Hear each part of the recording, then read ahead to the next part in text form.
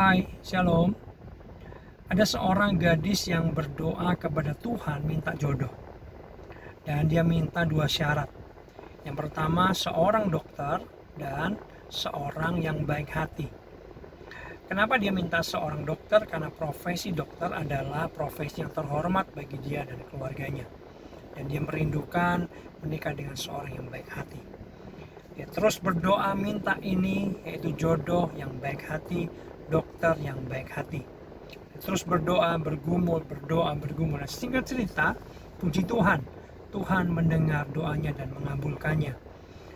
Akhirnya gadis ini benar-benar menikah dengan dokter yang baik hati. Dia bersaksi kemana-mana. Dia bersaksi bahwa Tuhan mendengar doanya. Dia menikah dengan dokter sesuai permintaan dia yang baik hati.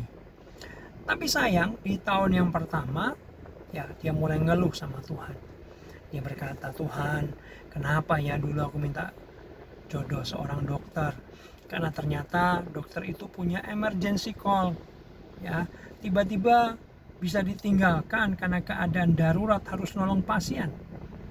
Dan ternyata gadis ini punya latar belakang yang tidak bisa ditinggalkan seperti itu.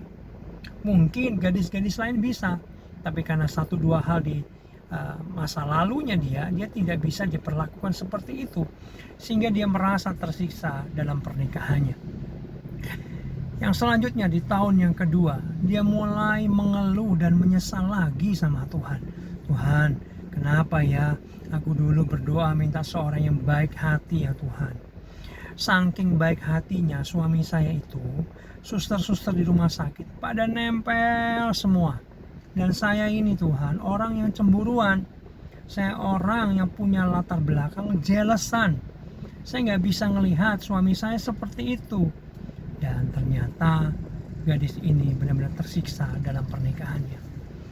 Yang terjadi di tahun yang ketiga adalah menyesakkan, yaitu gadis ini bercerai dengan suaminya.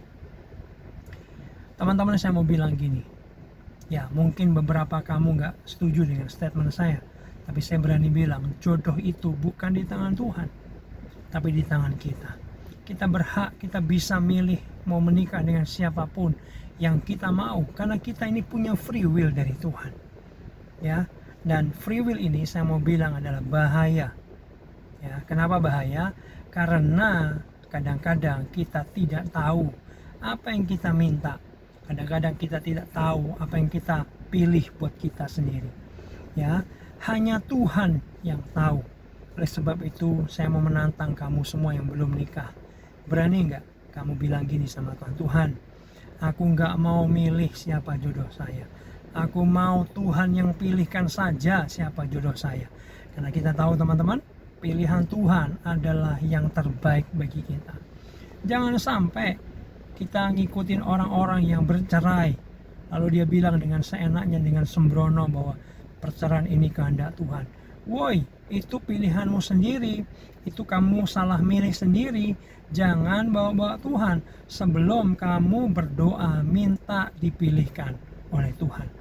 Semoga ini bisa bagi pelajaran bagi kita semua. Jangan milih karena kita nggak tahu apa yang kita pilih, tapi serahkan hak pilihmu kepada Tuhan, biar Tuhan yang memilihkan bagi kita.